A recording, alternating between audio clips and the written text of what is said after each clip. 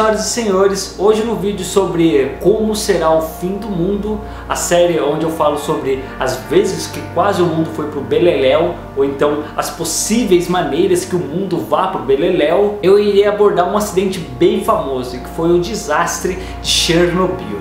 Acho que muita gente já conhece esse desastre, né? Se você nunca ouviu falar desse nome, foi um acidente nuclear, uma usina nuclear que fica em Chernobyl, na Ucrânia, na antiga União Soviética, ou seja, na época que ela era anexada à Rússia. Mas o que poucos sabem é que esse incidente poderia ser o início do fim, né? Ele foi um acidente grave, porém poderia ter sido muito, mas muito mais grave.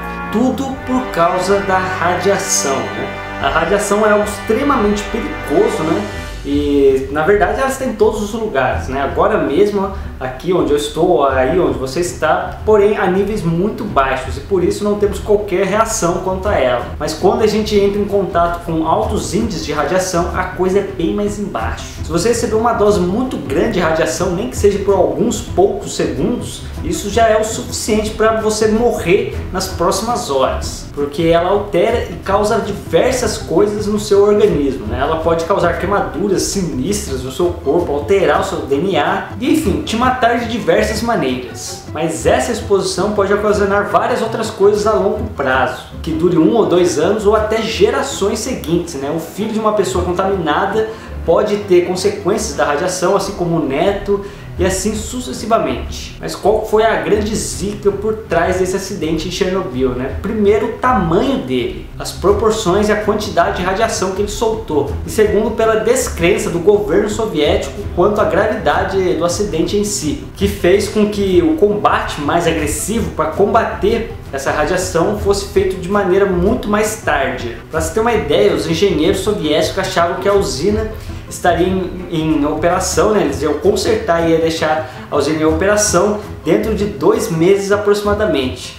E eu nem preciso dizer que até hoje essa usina não está em operação e todo o local ali em volta foi totalmente isolado. Esse último acidente que aconteceu em Fukushima só não foi tão catastrófico quanto esse de Chernobyl, justamente porque o pessoal já estava mais manjado de como recorrer, né, de como tratar uma situação dessa. Outro ponto polêmico contra esse acidente é o número de vítimas, né? O governo soviético, até por uma manobra de damage control, né, por assim dizer, omitiu muitos dados quanto às pessoas que morreram ou foram afetadas de alguma maneira pela radiação. O número de pessoas mortas ou contaminadas pela radiação está muito abaixo do que todos os especialistas calculam num acidente dessas proporções. E existem inúmeras ONGs que estão à procura de documentos, né, de coisas que revelem os verdadeiros números de vítimas e de pessoas contaminadas pela radiação. Aí você me pergunta, como é que um acidente lá na PQP pode ocasionar uma catástrofe a nível global?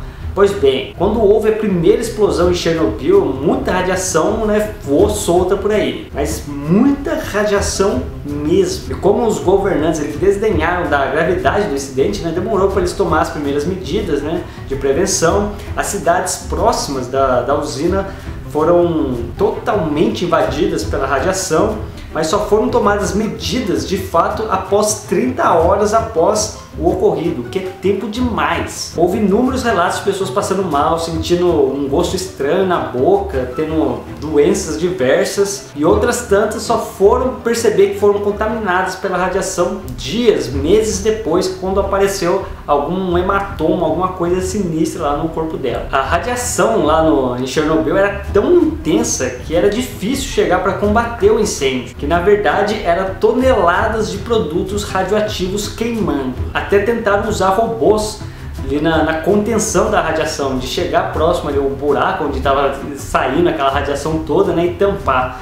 Porém a radiação era tão alta que até os robôs foram afetados. Os circuitos eletrônicos dos robôs foram totalmente afetados e eles ficaram incontroláveis. Então eles tiveram que sobrevoar e soltar toneladas de areia e chumbo para diminuir a temperatura e tapar o buraco ali para onde expelia aquela radiação. Mas mesmo assim existia muito material radioativo espalhado em volta ali do buraco, da cratera que abriu, né? E eles precisavam também jogar todo aquele material radioativo para dentro do buraco. E acredite, quase todo aquele esforço poderia ter sido culminado com um desastre muito, mas muito maior. Debaixo daquele concreto todo que foi jogado para conter o vazamento da radiação, a temperatura subiu muito e começou a formar um magma de material radioativo. E esse magma começou a corroer o chão onde que aquele produto estava parado ali, né? E logo abaixo havia empoçado água que os bombeiros haviam jogado para apagar o incêndio externo do reator. E se esse magma entrasse em contato com a água,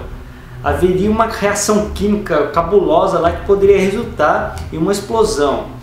E os especialistas que acompanharam o caso calcularam que essa explosão seria algo em torno de 5 megatons.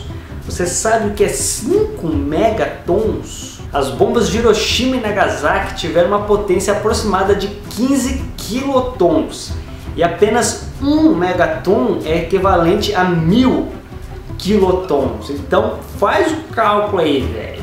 O raio da destruição, da explosão seria catastrófico. Mas mais do que isso, porque ao contrário de uma bomba que tem lá seus compartimentos radioativos até para ocorrer a reação em cadeia ali, né? No caso, a explosão iria levar para o ar toda uma usina lotada de compartimentos radioativos. E os especialistas afirmaram que caso isso acontecesse de fato, era certo que toda a Europa seria inabitável. Era certo que a Europa não teria escapatória, mas todo o resto do mundo ainda estaria à mercê de como essa radiação acumulada ali na Europa iria se comportar. Mas houve toda uma mobilização ali para conter os danos desse desastre, né? Pegaram vários mineiros para cavar embaixo da usina para retirar aquela água empoçada, né? E fortalecer a estrutura que estava prestes a ceder. E mobilizaram cerca de 500 mil pessoas para isolar aquele material radioativo. A radioatividade era tanta que as pessoas que eram enviadas para lá tinham que vestir uma espécie de armadura sinistra lá, feito de chumbo, para tentar isolar ao máximo os efeitos da radiação, né? Porque o chumbo, no caso, é o que melhor contém aquele tipo de radiação. E mesmo assim, eles só podiam ficar lá aproximadamente 40 segundos perto daquele buraco, né, aquela cratera que estava expelindo radiação. Ou seja, era o tempo de chegar lá, pegar uma pá, jogar duas pasadas de material radioativo para dentro do buraco e correr que nem um louco para não sofrer efeitos maiores. Mas mesmo assim não evitou que milhares de pessoas lhe perdessem a vida. Na verdade, eles foram sacrificados, né, pelo um bem maior. Mas de fato, depois de muito esforço, todo o vazamento ali foi contido e até hoje toda aquela área foi isolada. Meus camaradas, imagine se acontecesse aquela segunda explosão, mano. O bagulho ia ser louco. Provavelmente a gente estaria vivendo debaixo da terra, né? E ia alterar totalmente a civilização como conhecemos hoje em dia, né? Eu acho que não ia extinguir todo mundo, mas muito certo que ia modificar a maneira que a gente vive o nosso dia a dia. Bem, é isso aí, espero que tenham gostado de mais um vídeo da minha série Como Será o Fim do Mundo, né? Onde eu retrato maneiras que o mundo podem acabar ou os dias que o mundo quase acabou. Se você gostou do vídeo, não esqueça de clicar no gostei aqui embaixo. Se você não é inscrito no canal e quer continuar acompanhando aí outros possíveis fins do mundo, se inscreva no canal. E se quiser ajudar na divulgação do vídeo e do canal, adicione esse vídeo aos favoritos, que ajuda muito. É isso aí, nos vemos no próximo vídeo.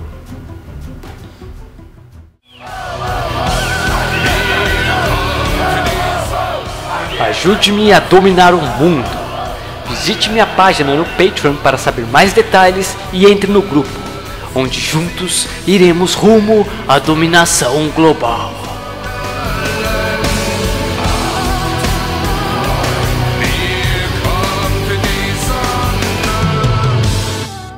Olá, senhoras e senhores, hoje estou aqui na Praça do Esplanada, que fica em São José dos Campos. Eu vou pedir para o meu cameraman mostrar rapidamente o local. Se você sabe o nome dessa praça, por favor comente aí embaixo, porque eu infelizmente não sei o nome das praças aqui da minha cidade. E hoje o homenageado que está financiando a minha ascensão ao poder é o Cabo Estevam. Então, sem mais delongas, bora para a apagação. Então, bora lá!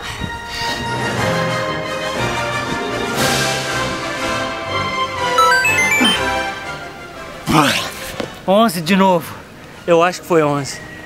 Caso eu tenha errado a conta mais uma vez. Novamente, eu já fui melhor nisso. E nos vemos na próxima apagação. Oh my God.